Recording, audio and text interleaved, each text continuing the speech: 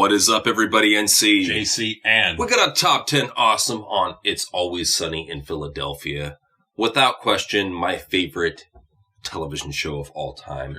And we're going to break down why it is NC's favorite show of all time. Starting out with number one, great cast. Absolutely. Just phenomenal cast. When I first started watching them, I'm like, all right, well, I don't know anybody on the show, but I'll give it a chance. And then after a little bit, they added Danny DeVito to the show. So I'm like, all right, shit's picking up. And by that time, I had already become accustomed with the characters and accustomed with the personalities. So it all really meshed well. And DeVito, man, he fit right in. Well, DeVito's good in like everything he does. What has he been bad in? You know what that was? That was almost like a career renaissance when Quentin Tarantino took John Travolta. Yeah. And remade him with Pulp Fiction. Yep. It was a career renaissance like that. And it really brought him back, you know, even to the point where he kind of tapped into the Frank character a little bit and brought it into his own personal life. So, yeah, just amazing cast from top to bottom.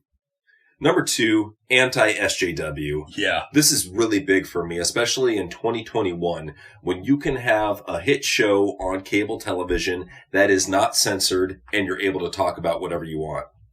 That's huge. It is, because like everything is censored, but this is the one of the few shows that keeps it real. It's right up there with South Park as a show that is still, for the most part, untethered. Yeah, they got a couple restrictions as they've gotten older, got more seasons under their belt, but that's with pretty much any show nowadays. You're going to see them have restrictions, and that's what I love about it. It's Always Sunny is it always keeps it real. It does. Gotta admire him for that. Number three, good storytelling. Yeah. And one of the things I really love about the storytelling of the show is that they're able to cycle back to stuff that happened in the earlier seasons and refresh you on it. Mm-hmm. Everything's concurrent. Everything ties together. And that's what I really appreciate about any TV show, for that matter, is when they have that good structured storytelling that has throwbacks and really gets you invested in the history and the timeline of these characters' lives. I think it's very important. Well, it's a well-written show. I mean, you could tell that the people that are writing it are intelligent. Whereas you could tell that a lot of other shows, the people writing it, not that bright. Well, I think it really helps that the guys who star in the show, that created the show, are also the writers for the show. Yeah. I think that's paramount because nobody's going to understand the characters more than them. That's true. Wrestling could learn from that. They refuse to. Right. Number four, my brother already talked about this, but we're just going to refresh it even more. Danny DeVito's best work. I'm including his movies, television work, everything. It's Always Sunny in Philadelphia. That is the masterpiece of his career. It's the most off-the-wall performance that he's ever had. Even like the old TV shows he did, like Taxi.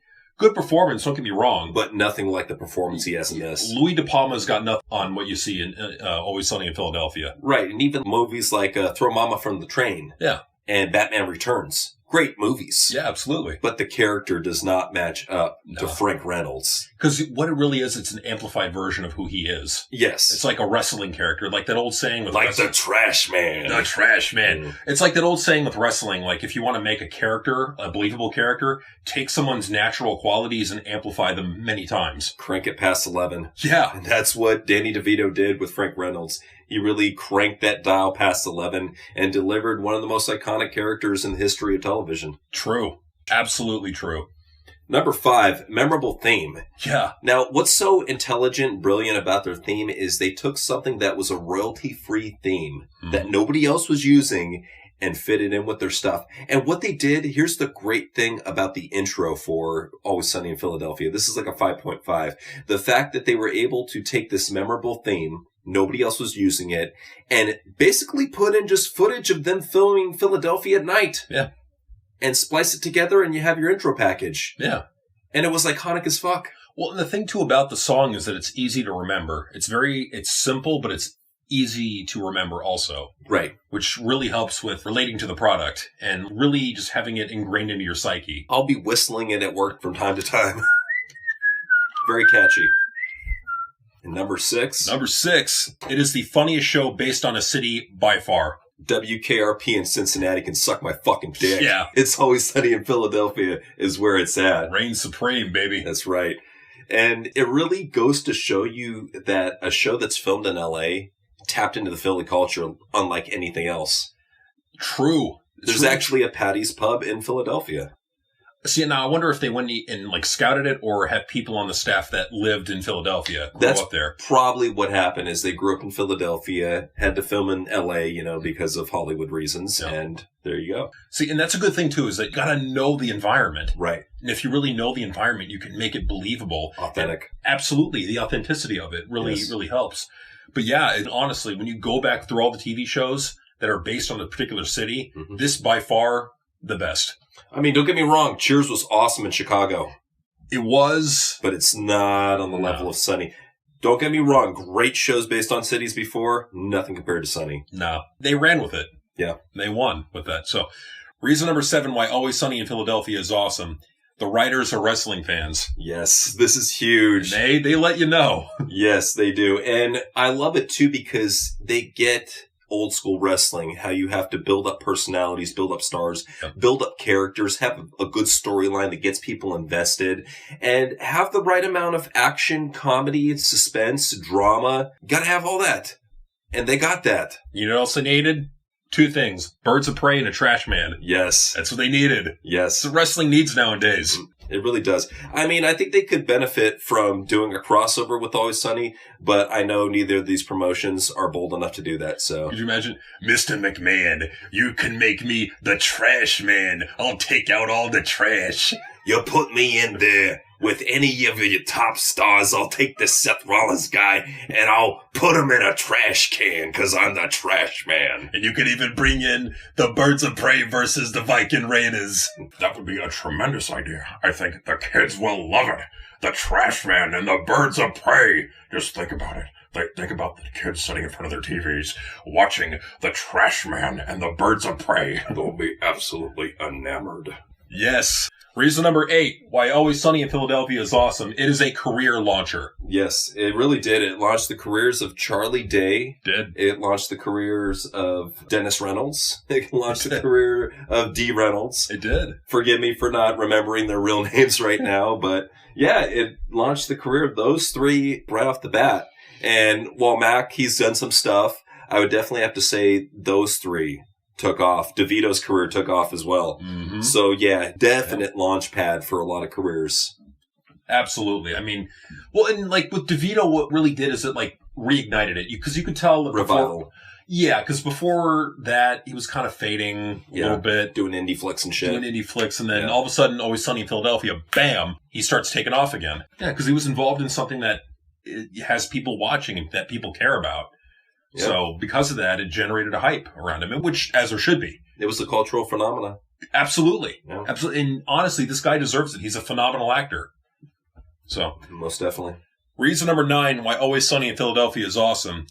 The character development. Oh, yeah. The character development, dude. Now, I talked a little bit about this with the storytelling, but let me go ahead and intertwine this with some of the characters involved in here. Now, you get to see the development of Frank Reynolds, how he starts out as this guy that just wants to be back in the lives of his children. And then he starts rooming up with Charlie, and he goes into this French-style Frank, where he just gives up everything and just becomes a complete deviant. And I like seeing that character progression. Even with the main characters, too, we've seen all of them go through some sort of a progression. We saw Charlie, who was chasing the waitress for the longest time. He finally got the waitress, realized that she sucked, and dumped her. It blew my mind. There he was going on this huge chase, finally got her, and it's like, nah, you suck. Yeah. And then with Dee, we've seen her go from being a surrogate, from having a kid, to just becoming less of an asshole, I guess, as she got older, because she was a real piece of work. Like, she started out as a real sweet girl, turned psychotic about midway, and then has been slowly becoming more mature as she's gotten older. So, definite career progression there. And then with Mac. Look what they did with Mac. Started out as a skinny guy. Then he started to put on a little bit of muscle. Then he went completely fat. And then he lost all that weight. He talked about that. He was saying, when I first started this, I was eating healthy. I was eating a lot of chicken and rice. And they're like, no, this is not going to put on the weight. You know what did, though? Ice cream and donuts. Go figure. And once he started ice cream and donuts, boom, the weight just clicked in. He became Fat Mac. Fat Mac. And then the best part, he cut down and is in the best shape of his life. Damn. From that role as Fat Mac. Fat Mac. So he went from Fat Mac to Buff Mac. He's Thin Mac. Exactly.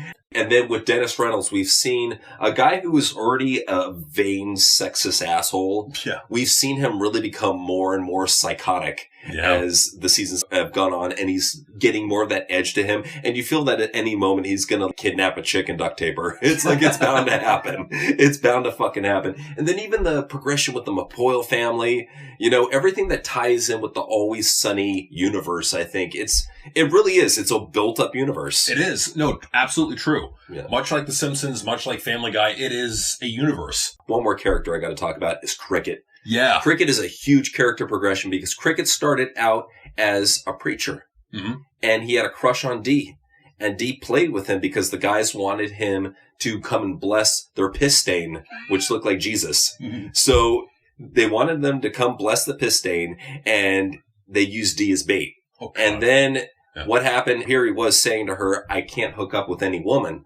You know that. I'm a priest. Mm-hmm. And she says, but I really, really want you so bad. So he denounces his priesthood and goes after Dee. And she says, I was just joking with you. So he tries to get his job back as a priest, cannot get his job back as a priest, and becomes a homeless, drug-addicted loser. Ooh. Scars on his face, fucking missing teeth, long greasy hair, half of his face burnt up. Ooh. Just like from when he was at the Thanksgiving party and got locked inside the building. And then they burnt the fucking room. So just shit like that. Cricket is one of the most character progressed out of all the characters on that show. Absolutely. Now I got to shoehorn another reason in. This Please. is reason 9.5. Always Sunny in Philadelphia has a cult-like following. Oh, yeah. Yes, they do. It's one of the few shows that actually have a cult-like following. Yes. And it hasn't been around that. Like, The Simpsons have been around for a long time. Family Guy's been around for a long time. Always Sunny hasn't been around as long as those shows, right. But it has a cult following. Yes. Because it's so good. It just shows you quality over quantity. Absolutely. And they keep on delivering, and that's why people keep on coming back, and they're huge fans of Sunny. Now, that ties us in perfectly to reason number 10. Final reason. The final reason. Number 10, why Always Sunny in Philadelphia is awesome. It's still funny. Yes. That is huge. After all this time, with all these seasons and all these episodes, they're still funny. And you see a lot of shows that are not funny. Right. Like Futurama, not funny. Garbage. Always Sunny in Philadelphia, they're still great.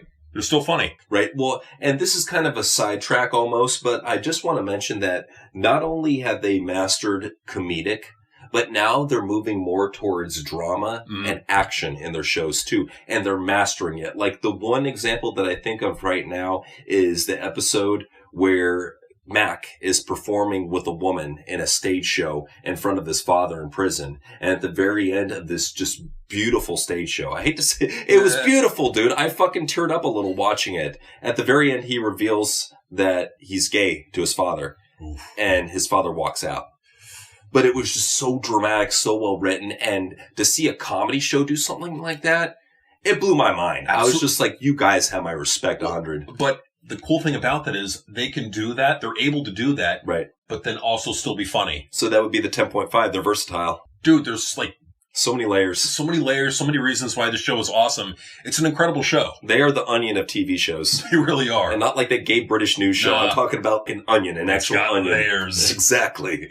So that has been our top 10 awesome on It's Always Sunny in Philadelphia, the best comedy show on television. Right. NC. JCN. Peace out.